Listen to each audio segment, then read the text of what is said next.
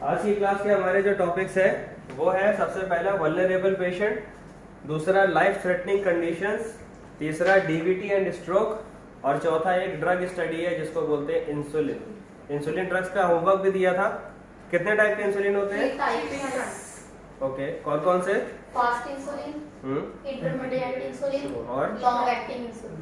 बहुत बढ़िया, ठीक है, 4 होते हैं। चलो उसके बाद में आएंगे। सबसे पहले हम ये टॉपिक उठाते हैं वल्नरेबल पेशेंट्स, ठीक है।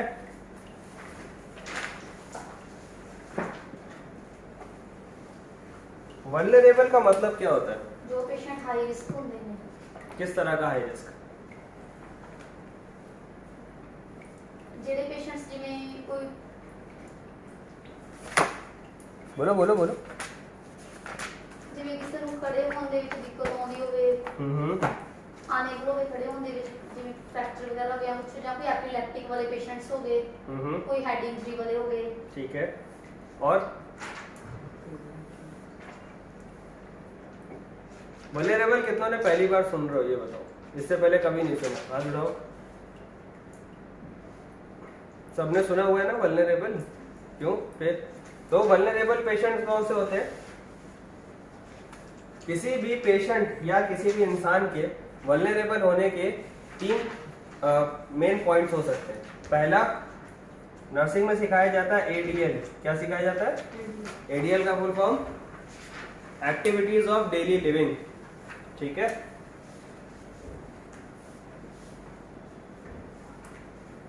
दूसरा रिस्क, और रिस्क के हमारे 2 पार्ट्स हो जाएंगे, ठीक है। तो कोई भी पेशेंट है, सपोज मान लो एक पेशेंट हमारे पास आता है, वो वल्नरेबल है या नहीं, उसको असेसमेंट कैसे करना है वो देखने के लिए हमें 2 चीजें देखनी है। पहला, एडीएल। एडीएल का फुल फॉर्म होता है एक्टिविटीज ऑफ डेली लिविंग। मतलब हर रोज हम लोग कुछ ना कुछ काम करते हैं, उठते हैं, चलते हैं, खाना खाते हैं, ब्रश करते हैं, नहाते धोते हैं। तो ये सब क्या होता है? एक्टिविटीज ऑफ डेली लिविंग, रोजमर्रा के जो काम होते हैं वो। अगर कोई व्यक्ति ऐसा है जो ये रोजमर्रा के काम नहीं कर पा रहा है तो वो क्या हो जाएगा?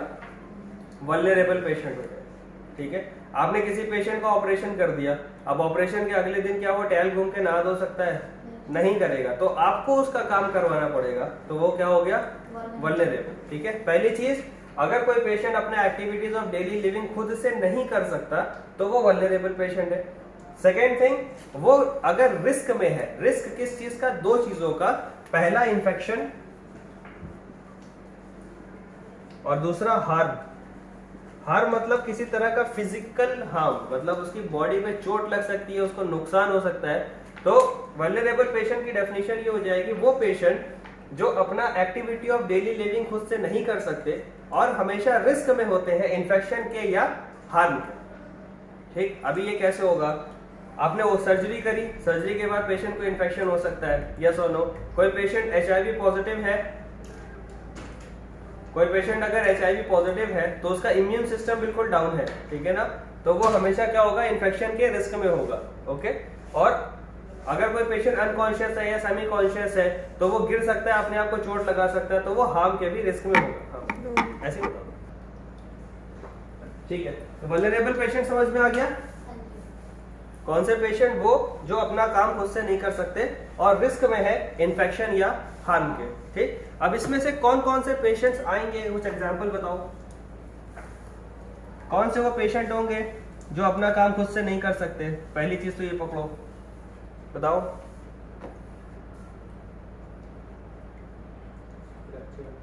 फ्रैक्चर, एग्जैक्ट, बहुत बढ़िया। और हेड इंजरी, शाबाश। और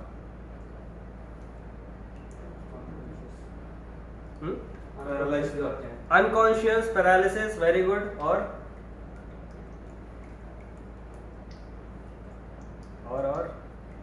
सबसे ज्यादा केयर किसको देनी पड़ती है? सबसे ज्यादा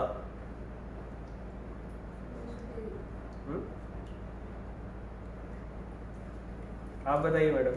जब आपके पास पेशेंट आता है तो सबसे ज्यादा आपको ध्यान किन पेशेंट का रखना पड़ता है?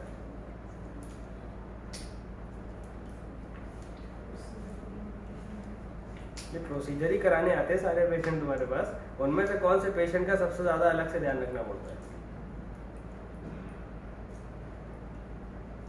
ओल्ड एज पेशेंट आते हैं, ओल्ड एज पेशेंट को छोड़ दो क्या अकेले, जाओ जीने से आओ हम लिफ्ट से आ रहे हैं, कर सकते हो?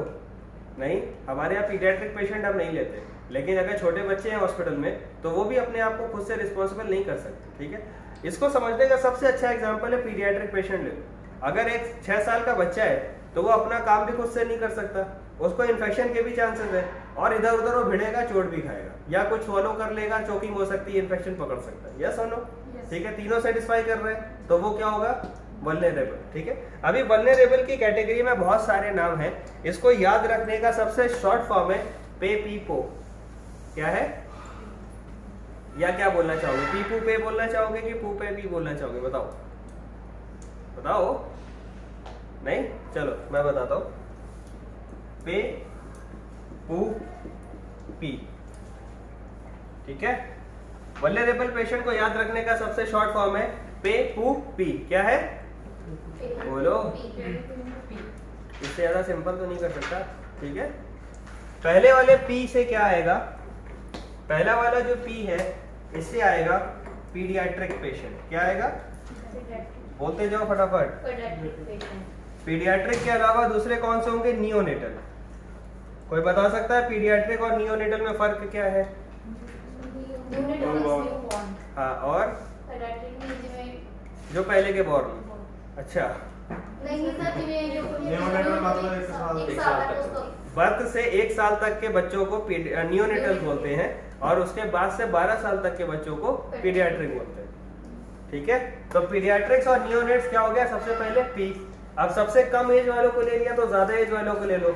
ई से क्या हो गया? एल्डरली। क्या हो गया? बोलो, एल्डरली, ELDERLY, एल्डरली। एल्डरली का मतलब ओल्ड एज, ओके, समझ में आ रहा है? तो पहले पे से क्या होगा? पीडियाट्रिक और नियोनेट्स, और सेकंड एल्डरली, ठीक है। अब ये पीडियाट्रिक और नियोनेट्स का मतलब ये है न्यू बॉर्न से लेकर 12 साल तक के बच्चे। समझ में आ रही बात? तो न्यू बॉर्न से 12 साल तक के जितने बच्चे हैं वो किसमें है? वल्नरेबल में है। अब एल्डरली की बात कर लेते हैं। पहले ये 60 इयर्स था, फिर अब 65 किया गया, कुछ लोग 70 भी बता रहे, बट ऑन एन एवरेज हम इसको 65 इयर्स ले लेते। अगर कोई पेशेंट 65 इयर्स या उससे अबव है तो हम उसको वल्नरेबल की कैटेगरी में ट्रीट करेंगे, ओके। ओल्ड एज पेशेंट है, कितना भी हेल्दी हो, वल्नरेबल है, ठीक। पहली कैटेगरी समझ में आ गई। अब आ जाओ सेकेंड पे, पू। इस वाले पी से आता है प्रेग्नेंट लेडीज। क्या आता है?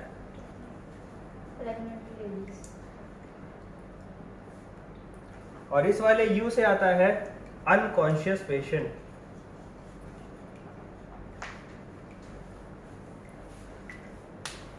किसी का ये क्वेश्चन होगा, अगर कि प्रेग्नेंट लेडीज तो अपना काम खुद से कर लेती हैं तो उनको हमने वल्नरेबल में क्यों रखा है? इसमें सिर्फ प्रेगनेंसी नहीं आती, इसमें 3rd ट्राइमेस्टर की प्रेगनेंसी आती है। हम पूरी प्रेगनेंसी 9 महीने को 3 ट्राइमेस्टर में डिवाइड करते हैं, 3-3 महीने की। जो तो आखिरी 3 महीने का ट्राइमेस्टर होता है उसकी जो प्रेग्नेंट लेडीज होंगी वो वल्नरेबल कैटेगरी में आती है, ठीक है। देन यू से होता है अनकॉन्शियस पेशेंट, या सेडेटेड पेशेंट, या पैरालाइज पेशेंट। तीनों कैटेगरी इसी में डाल दो। बेहोश है, सेडेशन में है, या पैरालिसिस है, तीनों कंडीशन में एक ही हो गया, कुछ नहीं कर सकता, ठीक है। तो सेकंड में हमारा हो गया पू में प्रेग्नेंट वुमेन और अनकॉन्शियस, सेडेटेड और पैरालाइज्ड। कोई डाउट है इसमें? नहीं, ठीक है। लास्ट पीआई पे आ जाओ। इस पी से होता है साइकाइट्रिक पेशेंट। कौन से?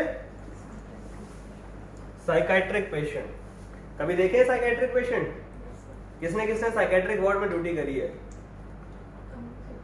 एक से एक कार्टून मिलते हैं वहां पे, सारे के सारे इश्क के मारे, कहीं ना कहीं किसी की मोहब्बत में पड़े हुए, लेकिन मिलेंगे बड़े एंटीक पीस। और ये लास्ट वाला आई से आ जाता है इंट्यूबेटेड पेशेंट, ओके। ये इंट्यूबेटेड हमने मार्क किया हुआ है। इंट्यूबेटेड के अलावा इसमें आ जाएगा रिस्ट्रेन्ड वाले पेशेंट। इसको लिख लो चाहो तो। आई से इंट्यूबेटेड, फिर रिस्ट्रेन्ड, फिर ट्रैकियोस्टमी और इम्यूनो कॉम्प्रोमाइज। अगर कोई पेशेंट इंट्यूबेटेड है तो वो वल्नरेबल है। अगर किसी पेशेंट को ट्रैकियोस्टमी हुई है तो भी वो वल्नरेबल है। अगर किसी पेशेंट को रिस्ट्रेन किया, रिस्ट्रेन मतलब हाथ पैर बांधते हो, ठीक है ना, तो अगर रिस्ट्रेन किया तो वो भी क्या है? वल्नरेबल पेशेंट है। और अगर किसी की इम्यूनिटी डाउन है, इम्यूनो कॉम्प्रोमाइज पेशेंट है, तो वो भी हमारा वल्नरेबल पेशेंट है। ओके, एक क्वेश्चन और है मेरा यहाँ पे, रीस्ट्रेंट आप लोग करते हो ना, रीस्ट्रेंट कितने टाइप के होते हैं? पेशेंट को रीस्ट्रेंट कैसे कर सकते हो, किन किन तरह से? एक तो आप लोग करते हो हाथ पैर बांध दिए, ये हमारा इलाका है, ये हाथ हमको दे दो ठाकुर, दे दिए, पैर भी ले जाए। दूसरा तरीका कौन सा है? ये जो आप लोग हाथ बांधते हो ना, पैर बांधते हो, इसको बोलते हैं फिजिकल रिस्ट्रेंट। फिजिकल मतलब आपने उसके बॉडी को पकड़ के रिस्ट्रेंट कर दिया, तो ये क्या हो गया? Physical restraint. दूसरा होता है केमिकल रिस्ट्रेंट, जिसमें हम उसको एनेस्थीसिया देते हैं।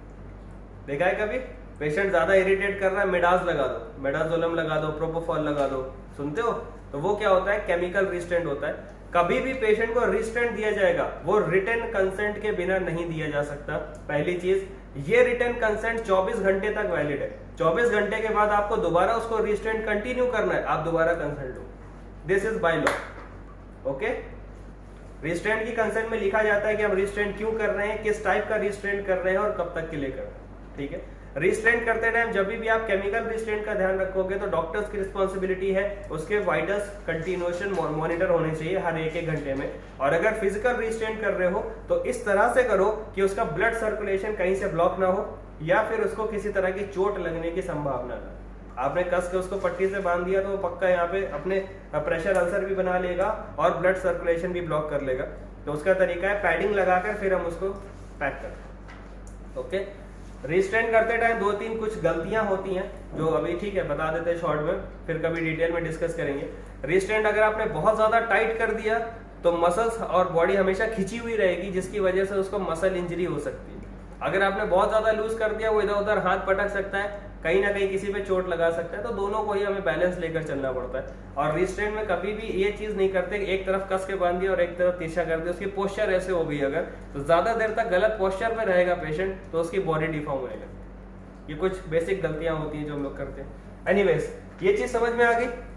ठीक है, तो वल्नरेबल पेशेंट याद रखने का शॉर्ट फॉर्म क्या है? पे, पी, पेपू और पी। पहले पे से क्या होगा?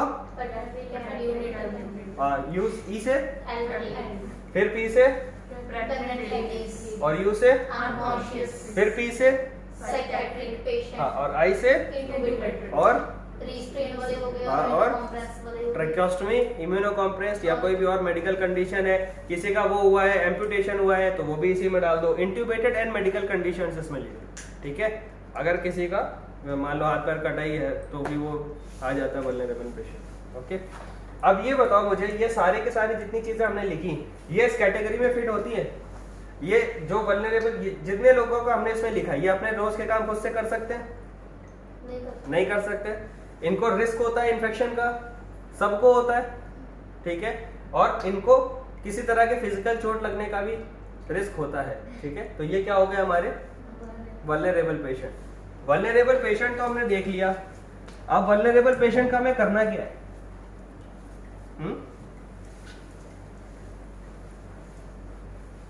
अगर कोई वल्नरेबल पेशेंट हमारे पास आ जाता है तो हमें करना क्या है?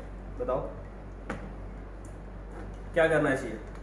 सबसे पहला वही हमेशा चलेगा जो आइडेंटिफाई। अगर आपने आइडेंटिफाई गलत किया तो आप आगे कुछ सही नहीं कर सकते। ठीक है, तो पहचानो कि पेशेंट वल्नरेबल है या नहीं, और ये इनिशियल असेसमेंट में होना चाहिए। जब पेशेंट एडमिट हो रहा है तभी आप ये चेक कर लो कि वल्नरेबल है या नहीं। क्या ये पॉसिबिलिटी है कि वल्नरेबल कोई पेशेंट जब एडमिट हुआ उसके बाद वल्नरेबल हो गया? ये होना पॉसिबल है? जब आया था तब वल्नरेबल नहीं था, बाद में हो गया। Is it a possibility?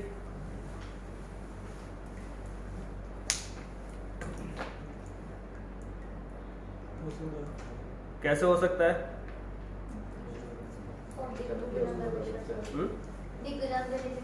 Degrade हो जाते हैं पेशेंट। ओके, और कोई कॉम्प्लिकेशन आ जाए। Very good. और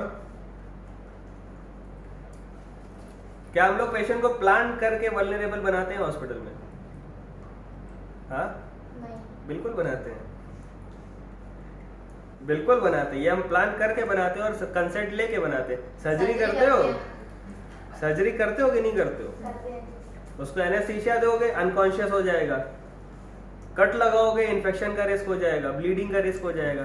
तो ये कर रहे हो ना, वल्नरेबल बना रहे हो उसको, है ना। तो ये प्लान किया हुआ है हमने, और हम उसके लिए उससे कंसेंट भी लेते हैं, तो हमको उसकी केयर भी करनी होती है उसके हिसाब से, ठीक है। तो पहला सिस्टम क्या है, आइडेंटिफाई, ठीक है। अभी हमने आइडेंटिफाई कर लिया वल्नरेबल पेशेंट। पिछली बार हमने बताया था कि आइडेंटिफाई करने के लिए पेशेंट को एक बैंड बांध देते हैं जो यूजुअली व्हाइट कलर का होता है। वल्नरेबल पेशेंट्स के लिए ज्यादातर हम लोग येलो बैंड का यूज करते हैं। अगर किसी हॉस्पिटल में जाओ, या अपने हॉस्पिटल में भी हम लोग जब स्टार्ट करेंगे, तो किसी पेशेंट को अगर आप येलो बैंड बांधे हुए देखो तो इसका मतलब है वो वल्नरेबल पेशेंट है, ठीक है। तो ये आइडेंटिफाई कर दिया जाता है किससे, येलो बैंड से, ठीक है। सेकेंड थिंग, वल्नरेबल पेशेंट को कभी भी अकेला नहीं छोड़ा जाएगा। Never leave them alone. हमेशा उसके साथ या तो उसका एक अटेंडेंट रहेगा या हॉस्पिटल का स्टाफ रहेगा, चाहे डॉक्टर हो, चाहे नर्स हो, चाहे जीडी हो, चाहे कोई भी। वल्नरेबल पेशेंट कभी भी अकेले नहीं छोड़े जाएंगे, ठीक है। आइडेंटिफाई करने का पर्पस ही ये है। तीसरी चीज, उनकी सेफ्टी रखी जाएगी। किन चीजों से, जिन चीजों से उनको रिस्क था उसी से उनकी सेफ्टी रखी जाएगी। अगर इन्फेक्शन का रिस्क है तो इन्फेक्शन से सेफ्टी रखनी है, अगर उसको हार्म का रिस्क है तो हार्म से सेफ्टी रखनी है, ओके। नंबर 4, इनकी स्पेशल केयर। ये जितनी लिस्ट हमने बनाई थी ना पेपूपी की, ये सारे के सारे अलग अलग कैटेगरीज की स्पेशल केयर होती है। पीडियाट्रिक की केयर स्पेशल होती है, अलग तरह से होती है। नियोनेट्स की अलग होती है। प्रेग्नेंट वुमेन अगर है तो उसकी डिजायर नीड्स अलग होंगी, उनकी केयर अलग तरह से होगी। एल्डरली की केयर अलग से होगी, साइकोटिक की अलग होगी, अनकॉन्शियस अलग अलग, वगैरह वगैरह वगैरह। तो पर्टिकुलरली जिस बंदे की जैसी जो रिक्वायरमेंट है, जैसे उसकी केयर करनी है, वैसे उसकी केयर मिलनी चाहिए। ये इसका लास्ट पॉइंट है। और अगर आप इतनी चीजें कर रहे हो तो वल्नरेबल पेशेंट से हमारा कोई हार्म नहीं है, ना उसको हमसे कोई harm. Okay, so this is the point कि आपको समझ में आए कि वल्नरेबल पेशेंट क्या है और आपको अपनी रिस्पॉन्सिबिलिटी समझ में आनी चाहिए। हमारे मेडिकल प्रैक्टिशन में, मेडिकल फील्ड में जो हमारा काम होता है उसको हम बोलते हैं प्रैक्टिस, और जो हमारी जॉब होती है हम उसको बोलते हैं केयर। हम पेशेंट के काम को क्या बोलते हैं, केयर करना। केयर मतलब उसका ध्यान रखना। वो यहाँ पर आया अपनी केयर के लिए, वो इसलिए नहीं आया कि तुम उसको बताओ कि तुम्हारा दिमाग खराब है, इसलिए भी नहीं आया कि तुम उसको बताओ कि तुमने सिगरेट पी थी इसलिए तुम्हें कैंसर हो गया, वो तो उसको पता है। अब क्या करना है ये बताओ। और हॉस्पिटल में जब भी कोई भी आता है ना, वो हमेशा परेशान हालत में ही आता है, कोई खुशी खुशी नहीं आता। तो अगर वो ऑलरेडी परेशान है तो आपको उससे ऐसे बिहेव करना चाहिए कि उसको अच्छा लगे। 2 वर्ड्स होते हैं, सिंपैथी और एम्पैथी। डिफरेंस मालूम है किसी को? कोई बता सकता है सिंपैथी और एम्पैथी के बीच का डिफरेंस? हाँ, एनीवन, सिंपैथी क्या होती है? सहानुभूति। और एम्पैथी? अच्छा, सहानुभूति का मतलब क्या होता है? हमें तुमसे सहानुभूति है, कैसे पता लगेगा है कि नहीं है?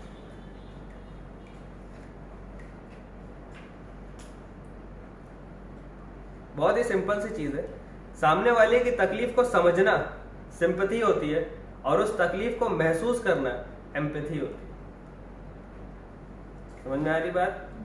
अगर तुम्हारे सामने कैंसर का पेशेंट है तो या तो तुम उसके लिए सहानुभूति रखोगे, उसके बारे में सोचोगे, तुम्हें बुरा फील होगा, या फिर नहीं सोचोगे। ये सिंपैथी है।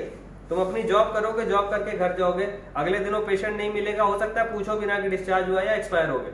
लेकिन अगर वही पेशेंट तुम्हारे घर का बंदा है तो फिर घर जाने के बाद भी तुम 10 बार फोन करके पूछोगे उसकी कंडीशन ठीक है कि नहीं। बस इतना सा फर्क होता है सिंपैथी और एम्पैथी। जो वल्नरेबल पेशेंट्स होते हैं ना, उनको एम्पैथी थोड़ी ज्यादा चाहिए होती। अगर आप उनसे एम्पैथी करोगे तो उनकी केयर अपने आप हो जाएगी, बाकी कुछ करने की जरूरत नहीं। ठीक है, वल्नरेबल पेशेंट का सिस्टम समझ में आ गया? कोई डाउट है इसमें, कुछ पूछना है? कुछ अगर पूछना हो तो बता दो।